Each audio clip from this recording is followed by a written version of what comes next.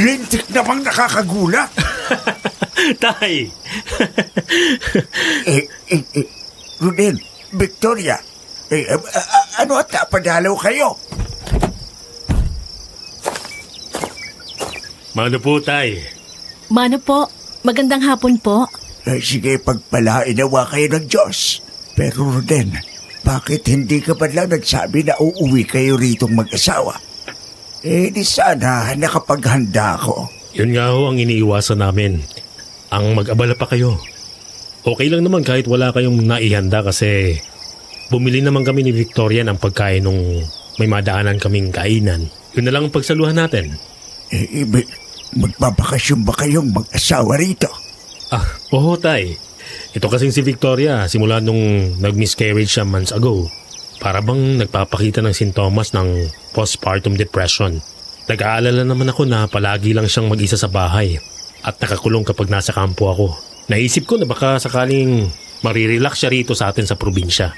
Kung ganon, bakit hindi siya sa labas maghanap ng trabaho? Virtual assistant ho kasi si Victoria, Tay. Kaya mas madalas na sa bahay lang siya. Dahil pang night shift siya, tulog sa araw kaya wala na halos time lumabas ng bahay. Iwan mo siya rito? Hindi ko siya kayang iwang mag-isa na nasa ganyang kondisyon, Tay. Baka mamaya kung anong mangyari, nag-leave na lang muna ako sa trabaho. Magandang araw sa iyo, Miss Ligaya, at sa iyong mga tagapakinig. Ako si Roden, 27 taong gulang. Panandalian kong iniwan ang trabaho para pagtuunan ng pansin ang asawa kong si Victoria. Ilang buwan na ang lumipas noong mag-miscarriage si Victoria at noon din nagsimula ang pagbabago sa kanya. Marami ang nagsabi sa akin na ang pinapakita ng asawa ko ay sintomas ng postpartum depression. Pero nang minsang may mabanggit sa akin si Victoria na may kakaiba siyang nararamdaman sa bahay namin sa Maynila tuwing mag-isa siya sa gabi, nagkaroon ako ng hinala. Albularyo ang tatay ko, pinakamagaling sa probinsya namin. Ang iba nga ay dumarayo pa sa amin sa San Roque kapag nababalitaan ang tungkol sa galing ni tatay. Kaya naman, minabuti ko na ring iuri muna si Victoria sa probinsya para makapag-relax at matingnan ni tatay. Gaano naman kayo katagal dito? Hindi ko pa ho alam, Tay. Sa malamang siguro hanggang sa bumuti ang lagay ni Victoria. Tay, sa inyo ba itong itim na pusa? Oo, hindi. Jupiter ang pangalan niyan. Mukhang buntis mo yata. Nilapitan ni tatay si Victoria na noon ay nakaupo na sa papag sa ilalim ng punong mangga at kalong-kalong na ang itim na pusa. Napangiti ako nang makitang malapad ang ngiti ng aking asawa. Mahilig ito sa pusa. Sa katunayan, marami siyang alaga noon sa bahay namin sa Maynila. Subalit, isa-isang nangamatay ang mga iyon mula nung nag-miscarriage siya. Simula rin nang mamatay ang mga alaga ni Victoria, nakakaramdam na siya ng kakaiba. Paano mo nasabing buntis yun? May kalakihan ho kasi ang tiyan ni Jupiter, Tay, tsaka buhay ho ang mga nipples ng pusa. Spayed ho ba tong pusa nyo? Posible rin naman na phantom pregnancy lang to. Ay, hindi spade yan. Baka nga buntis na. Kasi noong nakaraan, may kalandian yan sa bubong ng kapitbahay. Ang maldita pa. Hindi ko mapauwi. Kapag nanganak si Jupiter, ampunin ko na ang kittens niya. Walang problema yon. Kahit nga sa'yo na rin si Jupiter, yan namang pusang yan ay dumating na lang dito. Basta na lang nagdesisyon na dito titira. Malakas ang naging tawanan naming tatlo. Maya-maya pa'y niyaya ko na si Victoria sa loob. Sumunod naman sa amin si tatay pagkatapos magligpit ng mga gamit sa labas. Ilang sandali pat, pinagsasaluhan na namin ang masarap na pagkain. Masarap itong nabili yung pansit canton. Parang may lahok na ostrich. Oyster sauce ho, Tay. Alam ko naman yun, nagjujuk lang ako. Nagmapatawa ko naman itong asawa mo. Joker pala tong tatay mo, love. Sayang, hindi ka masyadong nakamana. mukhang mag-i-enjoy tayo sa pagtigil natin dito sa probinsya. Oo nga. Baka sakaling wala kang mararamdamang kakaiba rito at hindi ka makakarinig ng natatakot na boses. Ano ka mo, Roden? Maliban ho kasi sa sintomas ng postpartum, may mga kakaiba pa ho akong nararanasan. Nagsimula ho yun nung magbuntis ako.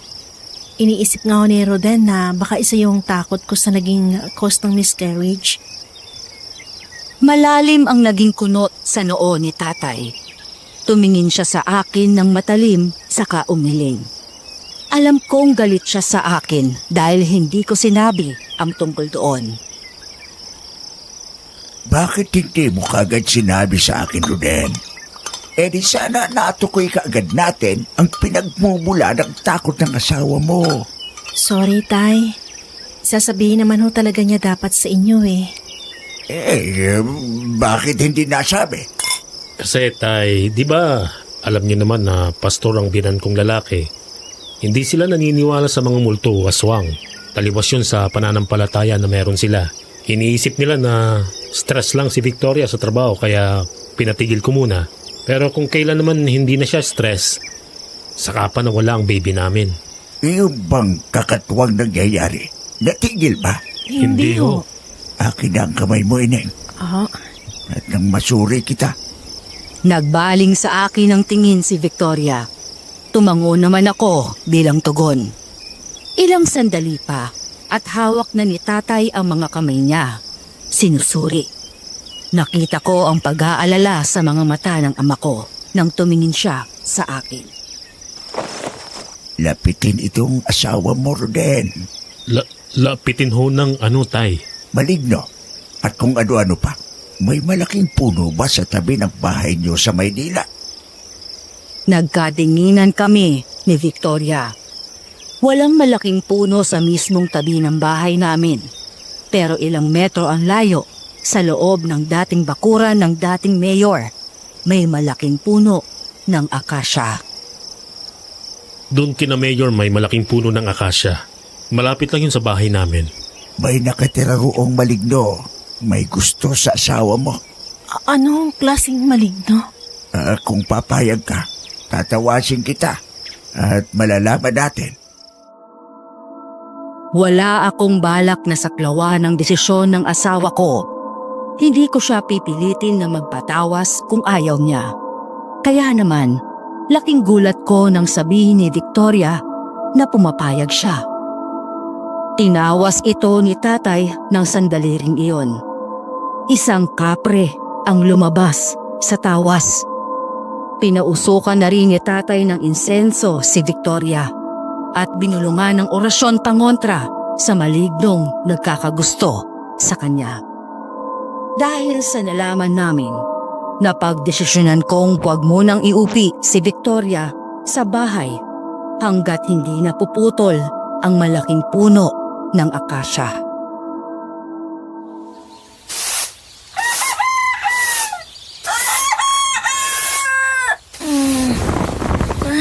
Bakit ang aga nilang gumising? Good morning, love. Hindi ko napigilan ang aking ngiti nang makita kong nangahaba ang nguso ni Victoria habang nakapikit pa rin. Bagaman alam kong hindi ito sanay gumising ng maaga, wala naman akong magagawa para pahabain ang tulog niya. Ganitong nasa probinsya kami. Maagang mag-umpisa ang araw ng mga taga rito. Hindi pa sumisikat ang araw, ay busy na ang mga tao sa paghahanda para pumasok sa trabaho man o eskwela. At ang iba naman ay abala sa pagwawalis ng kanya-kanyang bakuran. Bagay na gusto kong maranasan niya para hindi yung lagi na lang siyang nakakulong sa bahay. Pwede ka pa namang uling matulog kung inaantok ka pa. Wala namang pumipigil sa'yo. Isa pa, pagod din tayo sa biyahe kahapon. Okay lang ba? Parang nakakaya naman kay tatay kung di pa ako babangon kaagad. Okay lang. Nandito ka naman sa kwarto. Matulog ka na ulit. At pupunta naman ako saglit sa bayan para mamalengke. Mabilis ka lang? Yes po, mabilis lang ako, promise. Kinumutan ko si Victoria bago siya tuluyang iniwan at lumabas na ng silid. Naabutan ko si tatay na may kausap na babae sa may pintuan na tila ba ayaw nitong papasukin. Biglang namutla ang tatay ko nang magbaling siya ng tingin sa akin. Roden, gising ka na pala.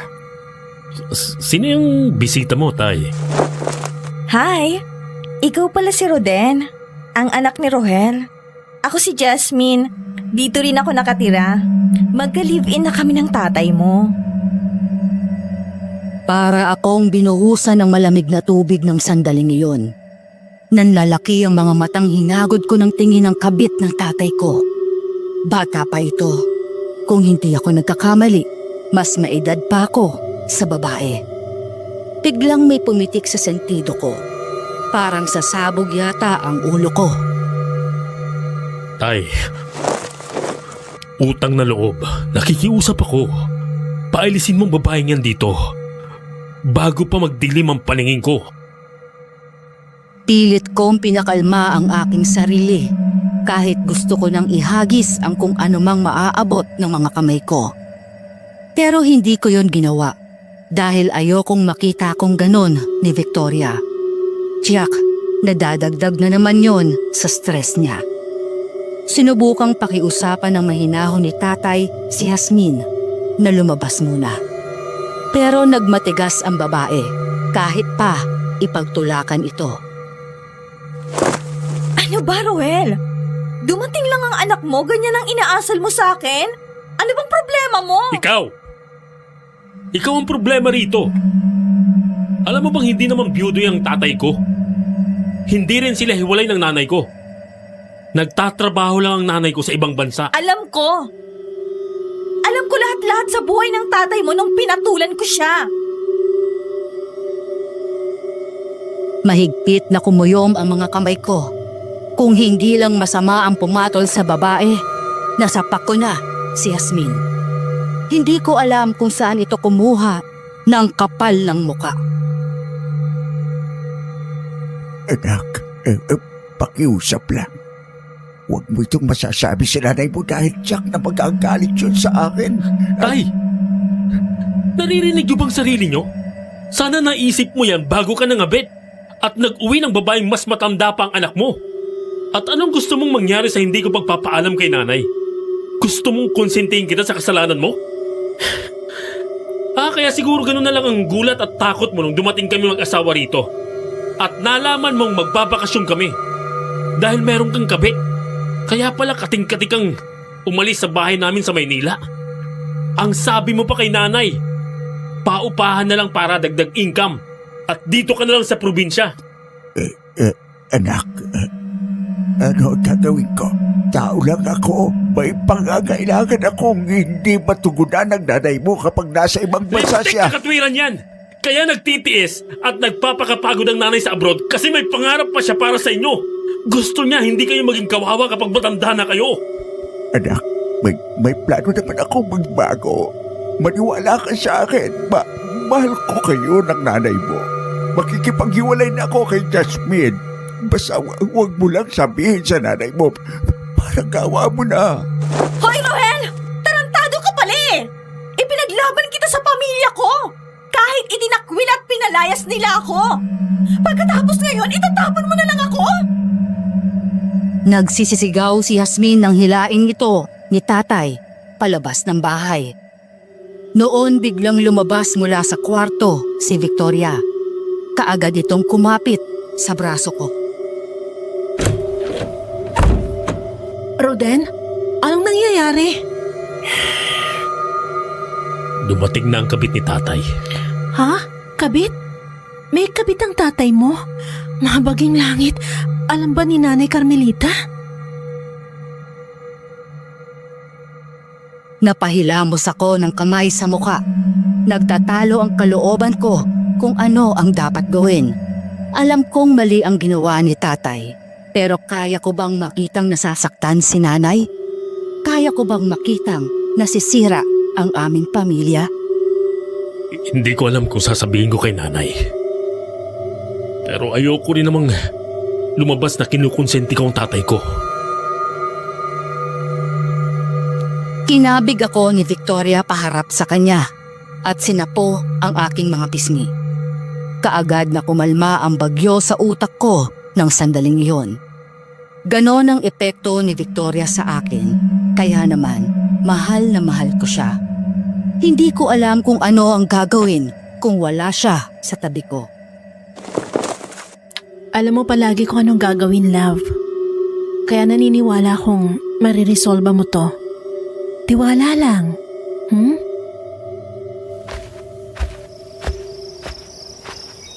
Kanina pa kita hinahanap. Nandito ka lang pala.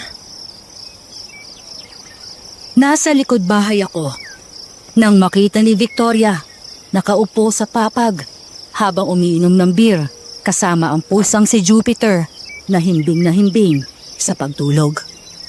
Tumabi siya sa akin at inihilig ang ulo sa balikat ko.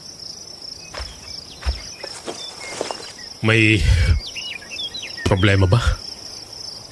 Wala naman. Ikaw tong malalim ang iniisip. Akala ka ba umuwi tayo rito para mag-unwind? Ilang araw na tayo nandito, Roden, pero di man lang tayo lumalabas. Yan naman talaga ang plano eh. Ang kaso itong si tatay.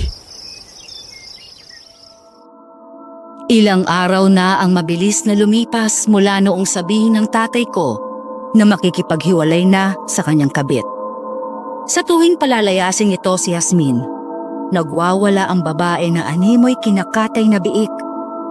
Noong nakaraan, nagpagulong-gulong pa ito sa kalsada, dahilan para pagchismisan kami ng mga kapitbahay. Hindi ko maintindihan kung sadya lang bang maawain ang aking ama o nagpapauto sa kabit niya. Love, kailangan mo mag-loosen up. Ikaw may stress niyan eh. Hindi ko alam kung paano ko gagawin yan, Victoria. Personal ko nang kinausap si Jasmine kaninang umaga lang. Kahit alam kong hindi naman dapat. Inalok ko pa siya ng buwan ng sustento. Kung talagang hindi na siya makakauwi sa kanila, layuan lang niyang tatay ko. Ano? Roden, asawa mo ko. Kung may ganyan kang desisyon, sana kinonsulta mo muna sa akin. Sorry na. Okay? Huwag ka na magalit kasi tinanggihan naman ni Jasmine ang alok ko. Bay, mabuti naman kung ganun. Kasi sobrang kapal na ng mukha ng babae yung kung umuo pa siya sa alok mo. Paano yung gigil? But seriously, sino ba na hindi manggigigil sa babaeng yon? Totoo pala talaga yung mga napapanood natin sa mga video sa social media, no? Mas matapang pa ang kabit sa tunay na asawa. Paano kung isang araw malaman mong may kabit pala ako? Anong gagawin mo? Magsasamaligno ako at hindi ako titikil hanggat hindi ko kayo nadadala sa impyerno ng kabit mo. Subukan mo lang talaga, Roden. Makikita mong hinahanap mo. Tumatawang kinabig ko si Victoria at niyakap. Alam ko kung gaano niya ako kamahal at higit pa roon ang pagmamahal ko para sa kanya. Kaya kong harangin ng sibat para kay Victoria. Hindi ako susuko.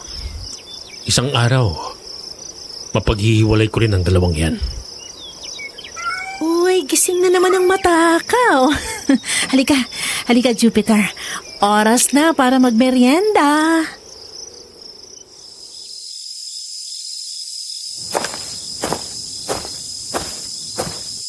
Sinasabi ko na nga ba? At may lihim na itinatago ang isang to.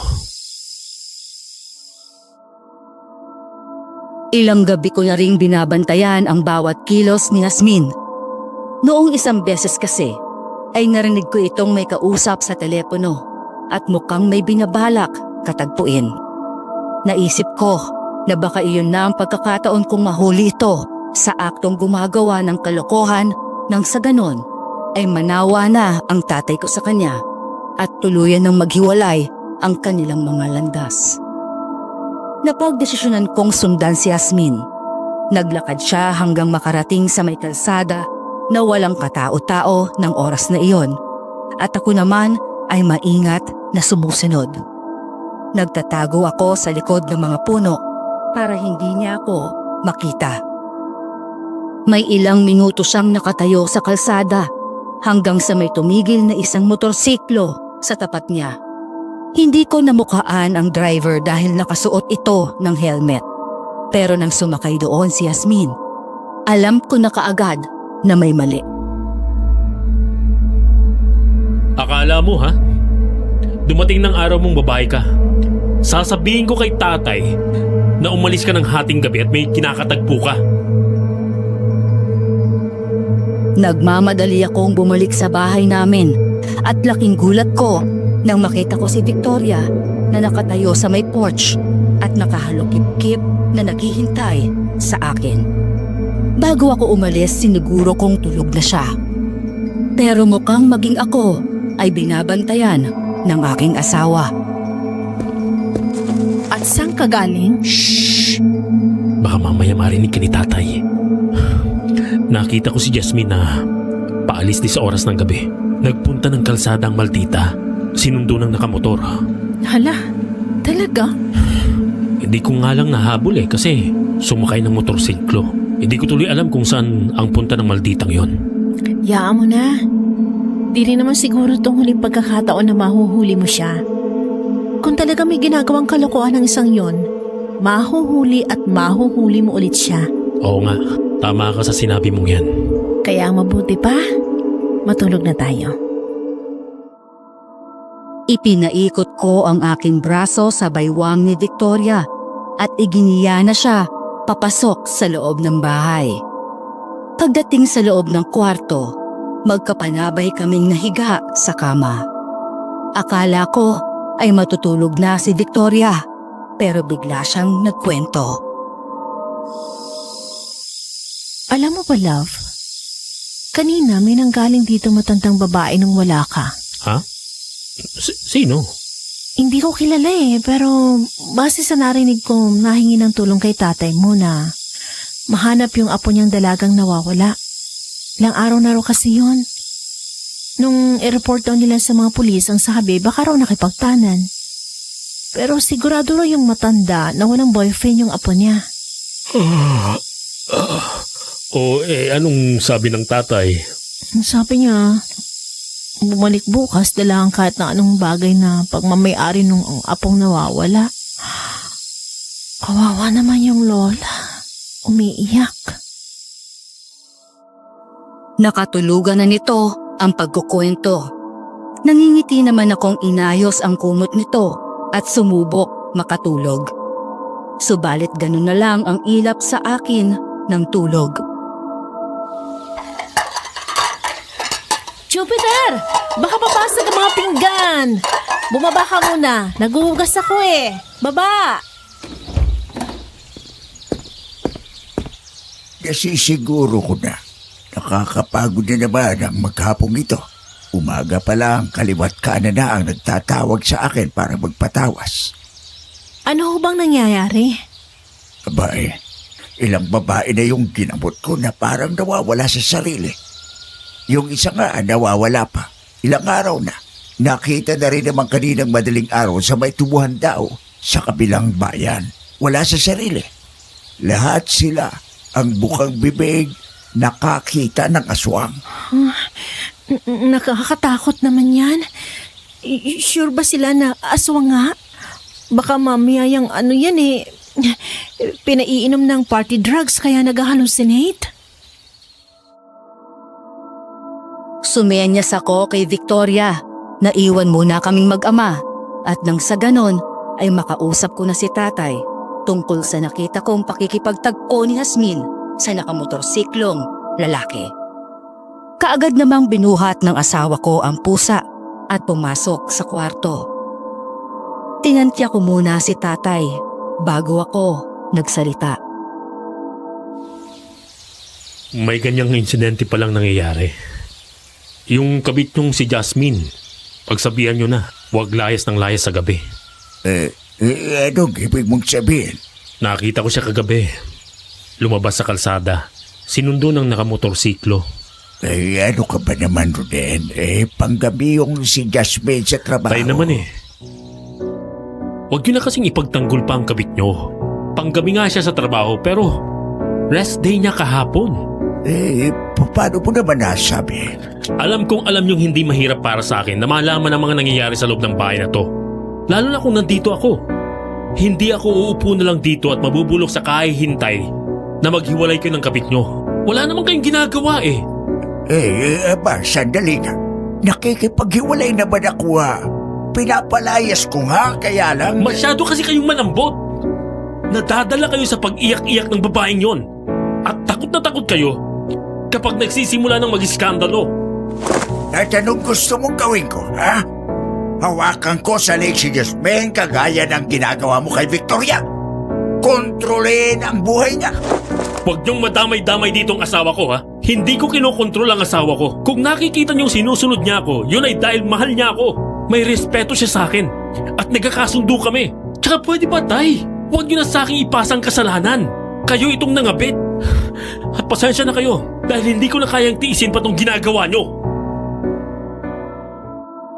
Iniwan ko na si tatay sa kusina at pumasok sa kwarto dahil hahaba lang ang pagsasagutan namin pero wala namang mangyayari. Sa lakas ng mga boses namin ni tatay, alam kong narinig ni Victoria ang lahat ng pinag-uusapan namin. Subalit, nanatiling walang imik ang asawa ko. Mag-impake ka. Bakit? Babalik na tayo sa Manila? Hindi. Hindi kita pwedeng iuwi ron agad hanggat hindi pa na ipapuputol ang puno. Tsaka kailangan pang magsagawa ng cleansing at blessing doon. Baka mamaya gambalain ka na naman ng maligno. Saan tayo pupunta kung ganun? Mag-check-in na lang muna siguro tayo sa hotel. Nakulong lang ulit ako niyan. Buti nga rito kahit papano may nagkagalaan ako sa labas na may preskong hangin. Tsaka nandito si Jupiter para aliwin ako. Huwag na tayong umalis dito, love. Nasisiguro ko naman na kaya lang di masyadong mapagtuunan ng pansin ni tate ang pagpapaalis dito kay Jasmine. Kasi nga, busy siya sa pagtatawas at panggagamot. Pero hindi ko na talaga kayang maglihim pa kay Nanay Victoria. Kung ganun, sabihin mo na nga kay nanay ang totoo. Tinawagan ko si nanay ng araw ding yon at isinumbong sa kanya ang tungkol sa kataksilan ng ama ko. Ang tanging nagawa na lang niya ay umiyak sa labis na galit dahil nasa malayo siya. Pero gagawa raw ng paraan si nanay para makapagtuos silang dalawa ng tatay ko. Magpapaalam daw ito sa amo at hihingi ng bakasyon para makauwi. Nangako naman ako kay nanay na gagawa ng paraan para mapalaya si Jasmine sa bahay.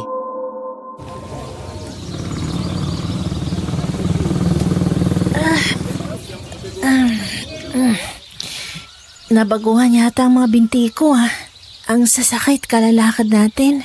Kung sinabi mo lang na kilo-kilometrong layo ng lalakarin natin, di na lang sana ako sumamang mag-walking sa'yo Para namang meron ka pang ibang form ng cardio exercise. Mamayang gabi, magka-cardio ulit tayo. Parang mas gusto ko yan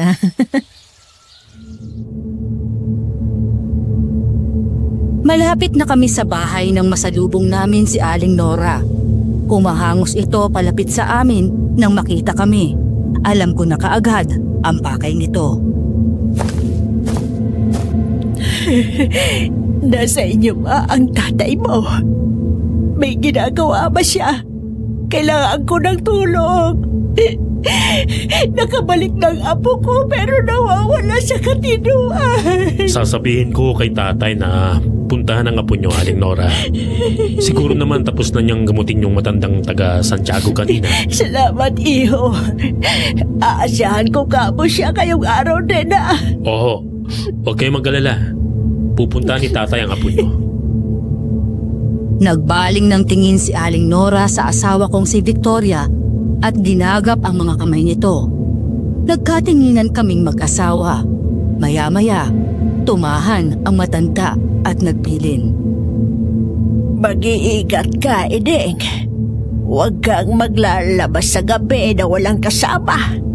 Bali-balita, di lang mga kadalagahan ang kinukuha ng aswang.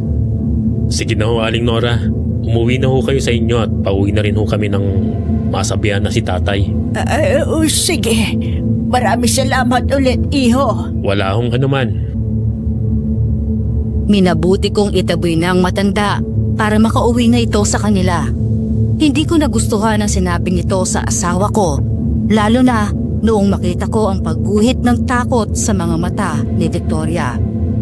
Hindi pa nga kami nakaka-recover sa mga pangyayari noong nakaraan dahil doon wala rin tuloy imik ang asawa ko habang naglalakad kami pabalik sa bahay.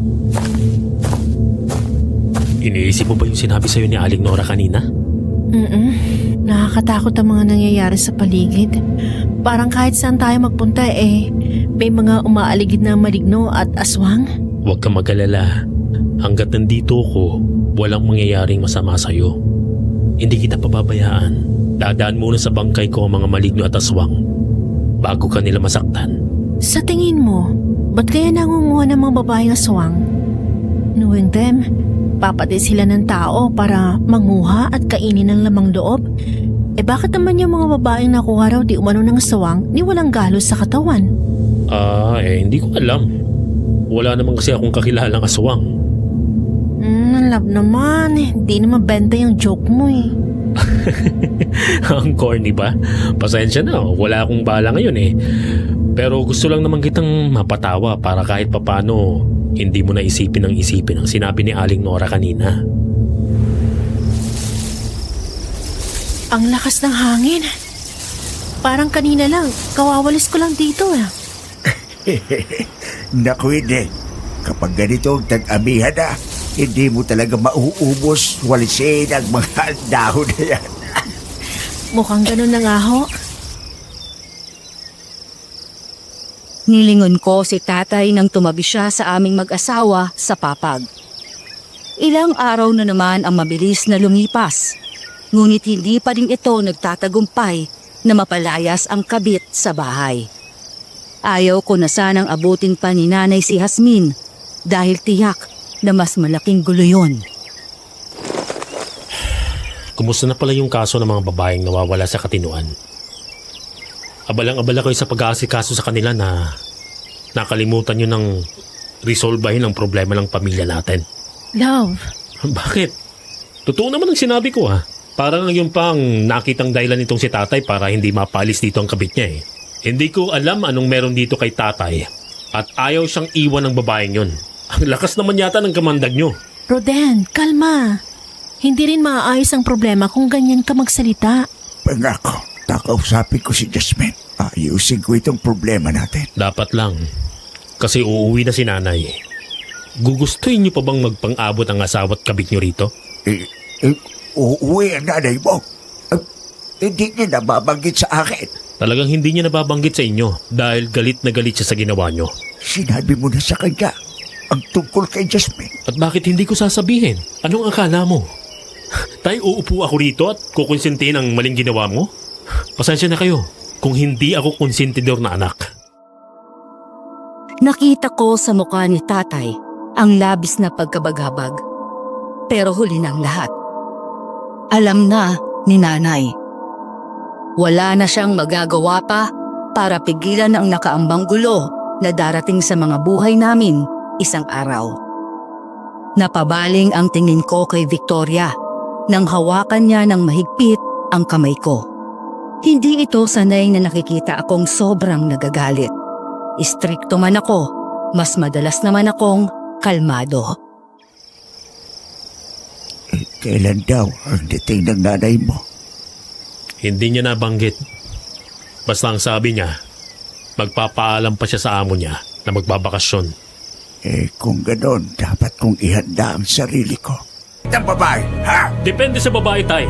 Kung tutuusin, mahina pa nga ang sampal ko sa kanya. Kapalit ng kakapalan ng mukha niyang babaeng yan. Kung gusto mo manakit, ako na lang ang saktan mo. Tutal ako naman talagang may kasalanan ng lahat ng ito. pinatulang ko si Jasmine at pinatira dito. Tama! Ganyan nga, Tay. Akuin mo ngayon ang lahat ng kasalanan dahil nasasaktan ang kabit mo. Galit na galit ako sa tatay ko ng sandaling iyon. Napagdesisyonan kong umalis muna ng bahay para makahinga-hinga ko kahit paano. Gustong sumama ni Victoria, ngunit binilinan ko siyang manatili sa bahay. Ayaw kong makita niya akong puno ng galit. Hindi ko gustong dumagdag pa sa isipin ng asawa ko. Lumipas ang buong hapon na iyon na nagmamaneho lang ako. Hindi ko alam kung saan ako pupunta at halos paikot-ikot lang naman ako sa bayan. Maghahating gabi na nung tuluyang kumalma ang sistema ko at napagdesisyonang umuwi. Pero hindi yun natuloy nang mahagip ng mga mata ko si Jasmine sa kabilang panig ng intersection. Anong ginagawa ng babaeng yun dito? Wala nang katao-tao noon sa labas pero nakakubli pa si Jasmine at ang kausap nitong lalaki. Tiyak na may kalokohan itong itinatago. Kaagad akong nagpatay ng headlights para hindi nila ako mapansin. Dali-dali kong kinuha ang cellphone sa dashboard at kinunan sila ng video. Noong una, tila nag-uusap lang ang dalawa hanggang sa biglang naghalikan ang mga ito. At para namang kinapampihan ako ng tadhana ng mga sandaling iyon dahil huling-huli sa kamera ang muka ng lalaki.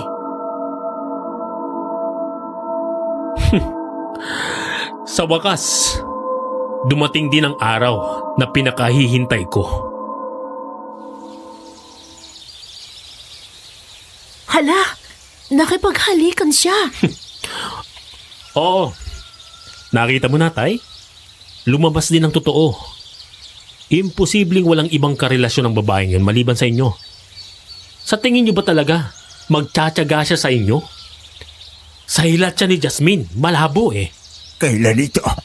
Kagabi lang, nung pauwi na ako, nadaanan ko silang dalawa sa kabilang panig ng intersection. Kung hindi nga lang ako nag-aalangan na baka makita nila ako, mas lumapit pa sana ako para marinig kung anong pinag-uusapan nila. Sakto, rest day ngayon ni Jasmine. May time na siya para mag-impake. Jasmine, bumangon ka riyan! Ano ba? Hindi mo ba nakikita? Natutulog yung tao. Para makuha ang loob ng aking ama.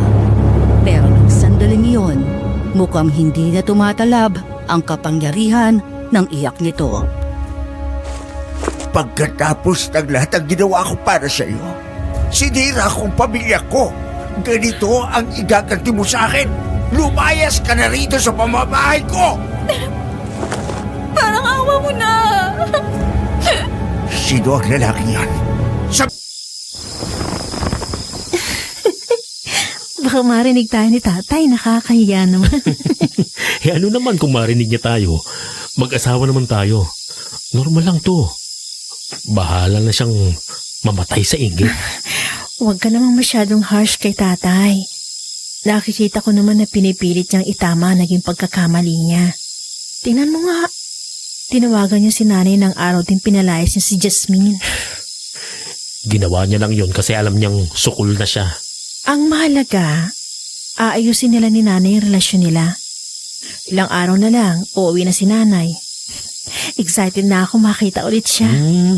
Palibhasa, mas favorite ka ni nanay kaysa sa akin eh. Selos ka na niyan. Hindi naman. Kung pagbibigyan mo ako sa hinihiling ko. Okay, wait.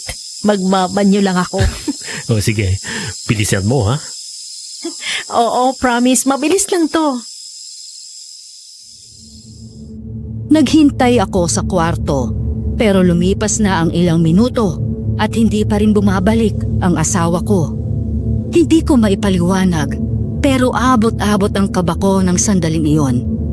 Napabalikwas ako ng bangon at lumabas ng kwarto para puntahan ito sa banyo.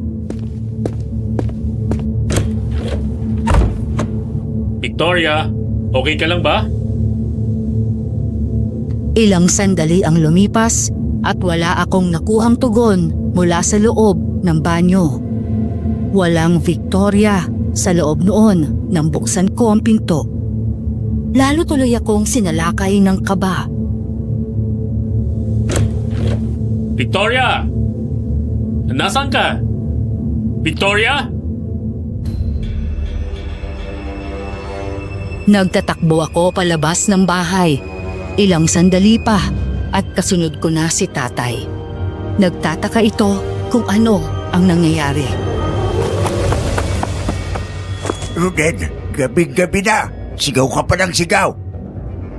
Nakaaway ba kayong mag-asawa? Ano ba nangyayari? Ha? Tay! Nawawala si Victoria! Ano? Paano nawawala? Nagpaalam lang siya sa akin na magbabanyo. Pagkatapos ang tagal na, hindi pa rin siya bumabalik. Wala siya sa banyo nung tingnan ko.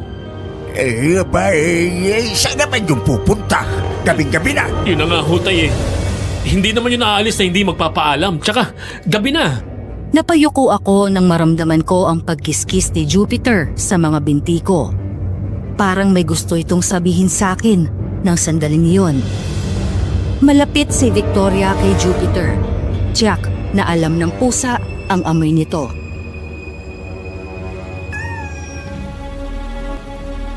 Humigpit ang pagkakakuyom ng aking mga kamay. Biglang sumagi sa alaala ko ang sinabi ni Aling Nora kay Victoria noong isang araw na nakita namin ang matanda.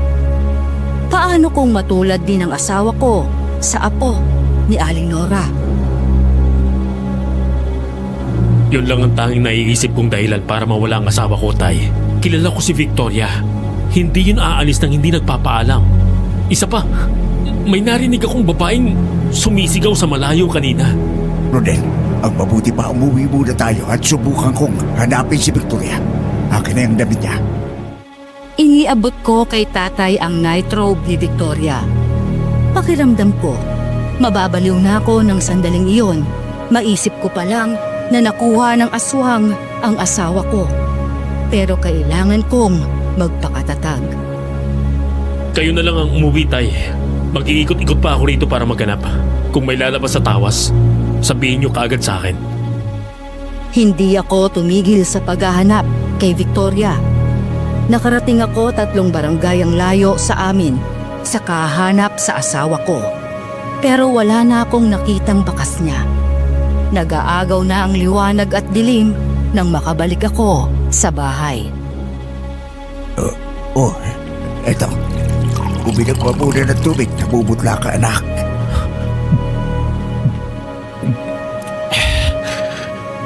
Salamat, Tay. Wala ho ba talaga kayong makita sa tawas? Naku na, ilang beses kong sinubukan. Hindi ako tumigil at ginawa ko na ang lahat ng paraang alam ko. Pero hindi ko matunton kung nasaan si Victoria. Sa tingin ko, may angking galing din ang sino mang kumuha sa kanya. Mang Rogelio! Mang Rogelio! Oh, Kim! Anong problema? Mang Rogelio, may babae yung nakita sa may kalsada walang malay. Sabi ni Aling Gloria, manugang niyo raw po. Kaagad akong napatayo sa narinig. Wala akong sinayang na oras at nagtatakbo ako papuntang kalsada. At kagaya ng ibinalita ng bata, nakita ko si Victoria na walang malay na nakahandusay sa gilid ng kalsada. Kaagad kong binuhat ang aking asawa at iniuwi sa bahay.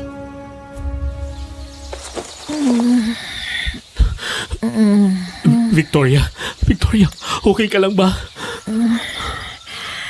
Roden, Oo, ako ito. Si Ruden. Ligtas ka na. Nandito ka na sa bahay. Masama bang pakiramdam mo?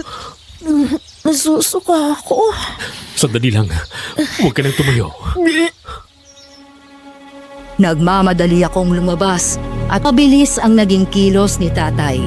Ginamot niya si Victoria. Marami siyang ginawang ritual dito at ang iba ay hindi ko na maintindihan. Ang huli pa nga ay pinalabas ako ni tatay sa kwarto at pagbalik ko nang matapos iyon ay tulog na ang asawa ko. Tay, gagaling ba siya? Alam mo bang buntis ang asawa mo? Ho? Hindi ko alam. Wala siyang nababanggit sa akin. Pinulsuan ko siya. Nasisiguro ko na buntis ang asawa mo. Pero normal bang magsuka ng maitim kapag buntis? Ang mabuti pa siguro, dalhin natin siya sa ospital. Hindi ospital ang kailangan ng asawa mo, Roden. Kung ganun ano? Sabihin mo sa akin, Tay. Wala akong hindi gagawin para kay Victoria. May ginawa ang aswang sa anak ni Roden. Anong ginawa ng aswang sa anak ko? Gusto niyang gawing katulad niya ang anak ninyo. Ano? Kailangan mong mahanap at mapatay ang aswang sa lalong madaling panahon. Natiti ako na hindi kakayanin ang katawan ng asawa mo ito at baka ikamatay niya. Kung mapapatay mo ang aswang, doon lang mapuputol ang sumbang ipinasa niya sa anak mo, Roden. Nagpupuyos ang dibdib ko sa galit nang marinig yon. Paanong sanang masayang sandali na malamang nagdadalang tao na ulit si Victoria ay nauwi sa ganon. Hindi ako makapapayag na magtagumpay ang aswang na yon sa balak niya. Gagawin ko ang lahat para mailigtas ang mag-ina ko. Hayaan mo muna makapagpahinga si Victoria. At nang sa ganon, makabawi siya ng lakas kahit papano. Paggising niya, tanungin mo siya kung may maaalala siya sa mga nangyari. Sige ho, Tay. Roden, Ano yun? Masama pa bang pakiramdam mo? medyo bumuti naman ang pakiramdam ko. Pagkatapos akong gamutin ni tatay. Mabuti naman kung ganon. Ba't ka nandyan sa silya? Dito ka sa tabi ko. Umipod si Victoria at tinapik ang bakanting espasyo sa kama. Kaagad naman akong tumabi sa kanya at niyakap siya.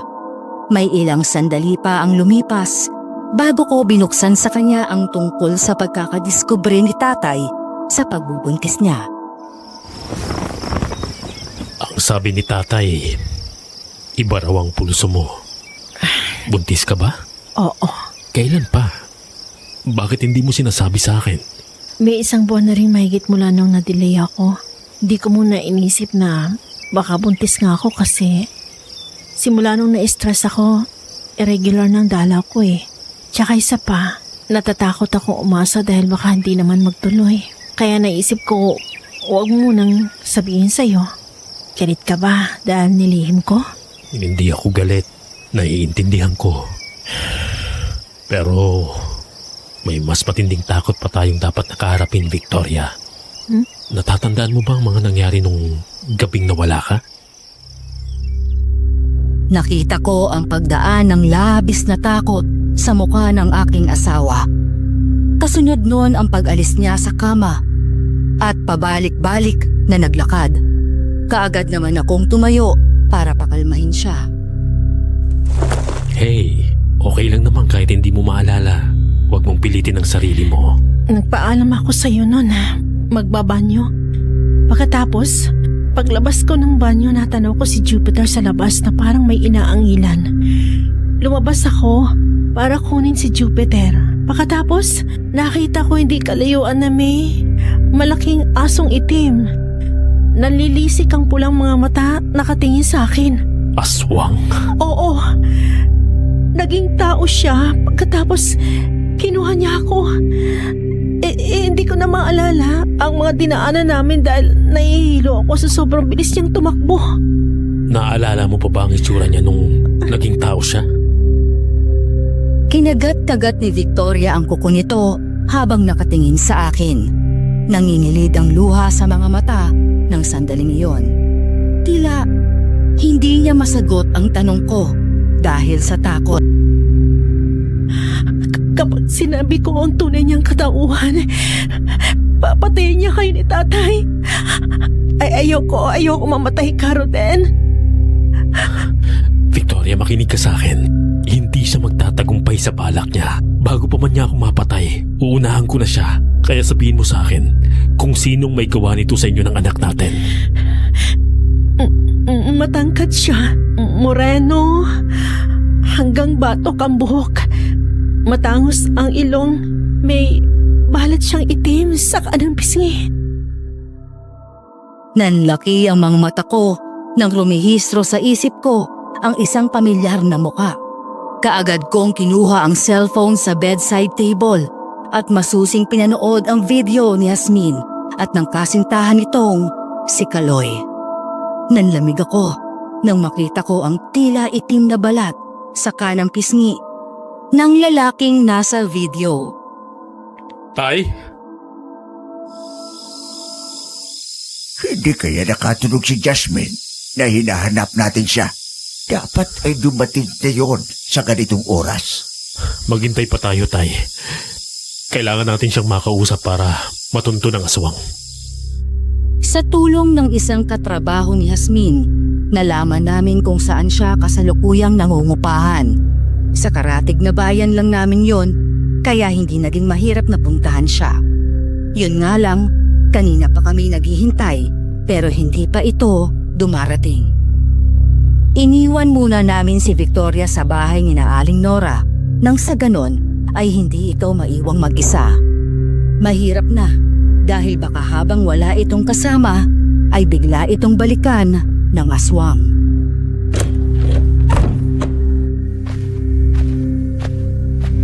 Ayan na si Jasmine. Naglalakad palapit dito. Jasmine! Oh, ano bang kailangan niyo sa akin? Lumayas na nga ako sa bahay niyo kagaya ng gusto niyo. Sabihin mo sa akin kung nasaan si Kaloy. At bakit ko naman sasabihin sa'yo? Aswang ang boyfriend mo. Siya ang may kagagawan sa pagkawala ni Victoria. At may kung ano pa siyang ginawa sa anak namin. Deserve! Anong sinabi mo? Hinawakan ko ng mahigpit sa braso si Yasmin. Sa sobrang higpit nun, parang mapipisa na ang braso nito. Pero kahit na nasasaktan, hindi man lang ito nagpapatinag. Oo! Aswang si Kaloy. Alam ko yon. At hindi ako natatakot sa kung ano siya. Dahil pinangako niya sa akin ang kagandahan at kabataang pinapangarap ng lahat. Nasaan siya?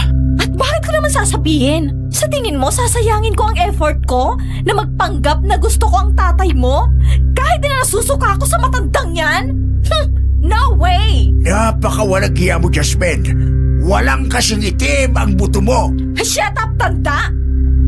Lalo kong hinigpitan ang pagkakahawak sa braso ni Yasmin. Nagkakawag naman ito para makawala ng labis na masaktan.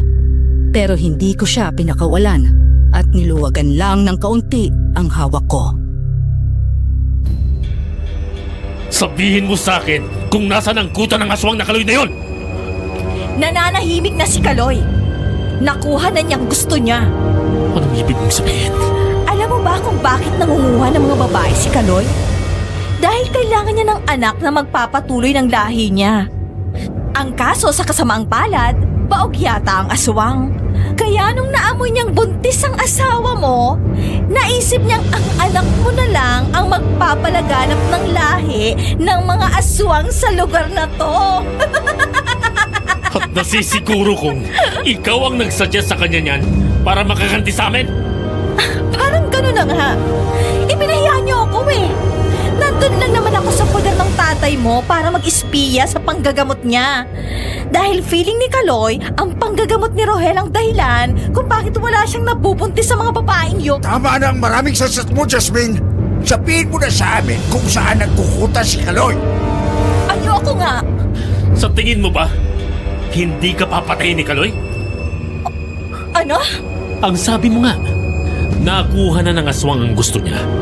Ibig sabihin lang nun, wala ka ng pakinabang pa sa kanya. Isa sa mga araw na to, makikita mo na lang ang sarili mo na kinakain na ni Kaloy ang lamang loob mo. Alam mong aswang siya.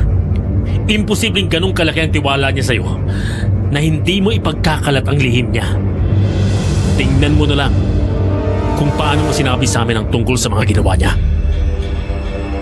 Nakita ko ang pagdaan ng takot sa mga mata ni Yasmin ng sandaling iyon. Alam niyang may katotohanan ang sinabi ko. Tsaka kung minsan na ring sumagi sa isip niya ang bagay na yun. Basta't ipangako niyo sa akin na hindi niyo sasabihin kay Kaloy na ako yung nagturo sa inyo kung saan ang kuta niya. Nagagako kami, pero hindi namin maipapangako ang kaligtasan mo.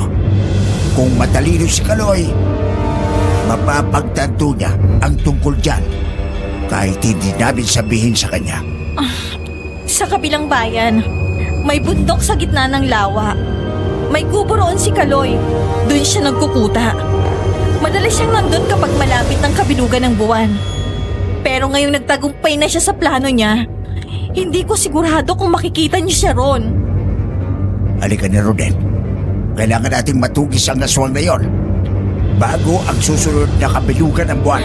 Mag-iingat kayo. Malakas si Kaloy. Naisilid mo na ba sa bag ang lahat ng kailangan mo? Oo, Tay. Alam ko namang matapang ka. At wala akong duda sa kakayahan mong makipaglaban. Hindi ka magiging Navy Marines kung hindi ka tigasin. Talaga bang kayo lang dalawang susugod doon sa isla? Paano kung marami palang aswang na nagkukuta ron? Huwag kang mag-alala, Victoria. Ang sabi ni Jasmine, si Kaloy lang naroon. Hiding place niya raw yun. Pero paano kung nililinlang lang kayo ni Jasmine? Paano kung iniutos ni Kaloy sa kanya na yun ang sabihin sa inyo? Ano't ano pa man, lalaban kami. Hindi ko pwedeng basta na lang pabayaan ka at ang magiging anak natin. Ang tagal-tagal na nating inaasa maging magulang, Victoria. Kaya hindi ako makakapayag na may umagaw sa batang yan. Yumakap ng mahigpit sa akin si Victoria.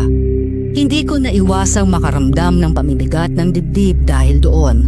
Isa lang ang tanging dasal ko.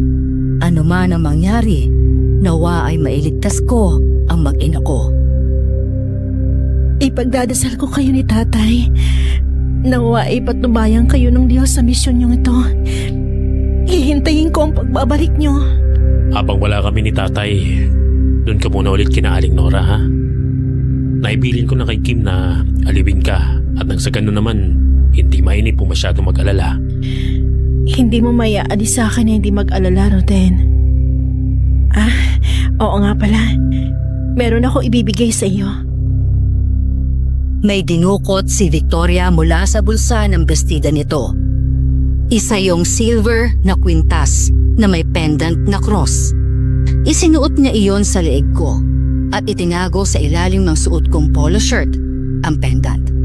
Banayad niya pang tinapik-tapik ang dibdib ko. Oh, hanggat suot mo yan, baon mong pagmamahal at panalangin ko. Halika na, anak. Mas mahirap kung abutin tayo ng dilim sa gitna ng lawa. Kailangan na naming umalis. Mag-iingat kayo, ha? Ikaw din. Huwag kang magpapagod habang wala ako, ha? Roden! Nagtatakbo palapit sa akin si Victoria. Isang mariing halik sa labi at mahigpit na yakap na tila ba ayaw akong pakawalan ang binigay niya sa akin. Halos madurog ang puso ko sa ginawa niya. Pero alam kong kailangan kong maging matatag dahil para sa kanilang mag-ina na rin ang ginagawa ko. Please, ipangako mong babalik ka. Pangako. Babalik ako. Sigurado ka bang hindi na kita sasamahan sa pagsugod sa kubo? Mas makakabuti kung dito na lang kayo mag-abang. Kahit anong mangyari, Tay, huwag kayong susunod doon. Kung sakaling may masamang mangyari sa akin, ang mahalaga, makabalik kayo kay Victoria. Ayoko niyang tono ng pananalita mo, ha?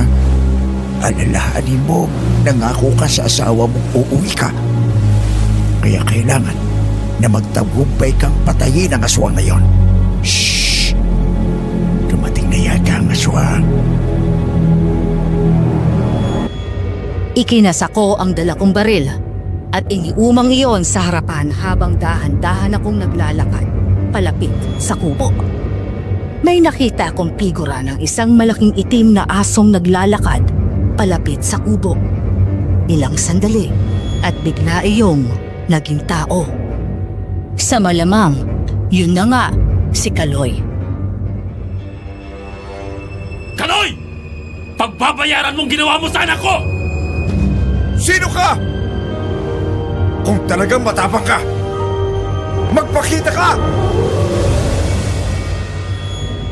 Pinaputukan ko si Kaloy, ngunit mabilis niyang naiwasan ang bala. Mukhang tama si Yasmin. Dali-dali akong tumakbo sa kabilang panig ng matayog na damuhan para magtago. Hindi ako magawang amoyin ni Kaloy, kaya hindi niya matutukoy kaagad kung saan ako nagtatago. Bago umalis ng bahay, nagpahid ako ng langis na gawa ng isang kapwa albularyo ni tatay. Nagagawa raw noong itago ang amoy ng tao sa mga aswang. Paano tayo magtutuos kung ganyang nagtatago ka? Halika! Magpakita ka sa akin. Sayang naman ang tapang mo kung magtatago ka lang. Nakita ko nang nag-anyong malaking itim na aso muli si Kaloy. Kasunod noon ang mabilis niyang pagtakbo paikot sa paligid ng kubo, naghahanap. Alam kong ilang sandali na lang ay makikita niya na ako, kaya minabuti kong kumilos para maglipat ng lugar na pagtataguan.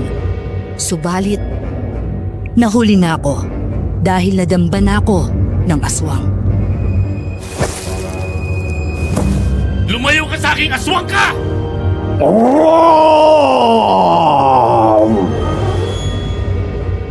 Inipon ko ang aking lakas at sinipa ang aswang palayo. Kaagad naman itong napaungol ng masaktan. Mabilis akong tumayo at dinampot ang baril. Pinaputukan ko si Kaloy at tumama iyon sa isang binti nito. Umusok ang bahaging tinamaan ng espesyal na bala na binigay sa akin ni tatay. Akala ko ay ganoon lang magtatapos ang lahat nang biglang nagkatawang tao muli ang aswang. Akala mo ba, ganong kadali mo lang akong matatalo? Malapit na ang kabilugan ng buwan. Ilang sandali na lang. At magiging ganap na ulit ang lakas ko. Wala akong pakialam kung gaano ka kalakas. Isa lang ang misyon ko. At yun ay ang patayin ka! Ikaw ang papatayin ko, tao! Magbabayad ka! Ikaw ang dapat na magbayad! Sinugod ako ni Kaloy. Inagaw niya ang baril mula sa mga kamay ko at inihagis iyon sa malayo. Nagpambulo kaming dalawa hanggang sa bumagsak kami sa lupa at nagpagulong-gulong pababa ng burol. Para na akong papanawan ng ulirat ng sandaling iyon. Pero nakikinikinit ako ang masayang mukha ni Victoria na sasalubong sa akin sa pagbabalik ko.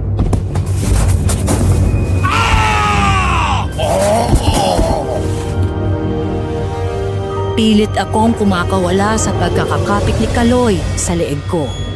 Habol-habol ko ang aking hininga nang makubabawan na naman niya ako. Nag-iisip ako ng paraan kung paano ko maaabot ang pinatulis na kawayang sinuksok ko kanina sa loob ng suot kong boot nang biglang magsisisigaw si Kaloy at tila nasusunog ang mukha nito.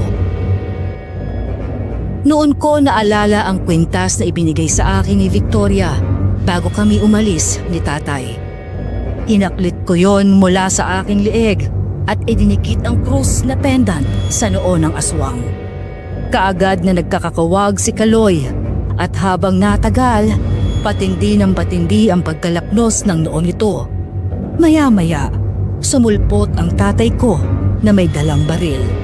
Pinaputukan nito ang likod ng aswang na naging dahilan ng mas malakas na pag-angin nito.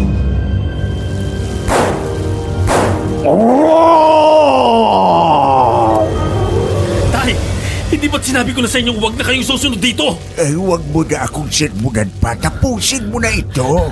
Oo, tay. Kinuha ko ang pinatulis na kawayan sa aking boots at sinugod si Kaloy. Itinarak ko iyon sa dibdib ng aswang kung saan naroon ang puso nito. Napadura ako nang tumalsik ang dugo nito sa mukha ko. Hindi! Hindi pa ako pwedeng mamatay. Tapos na, Tay. Pwede na ulit tayong mamuhay ng normal. Halika na, anak. Tiyak na naghihintay na sa pagbabalik mo si Victoria.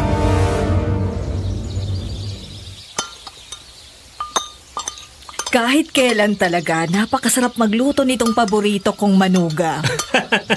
Si nanay naman, wala naman kayong ibang manugang kundi si Victoria eh. Maliban na lang kung may anak siya sa labas nang hindi ko nalalam. Para maging lalaki ang susunod kong apo. Tumigil ka nga, Rogelio. Kung may alam ka pala, edi sana noon mo pa itinuro dyan sa anak mo. Nagkatawanan na lang kaming lahat dahil doon. Dalangin ko na sana ang mga susunod pang araw ay palaging ganito. Miss Ligaya, dito na nagtatapos ang aking kwento. Maraming salamat po.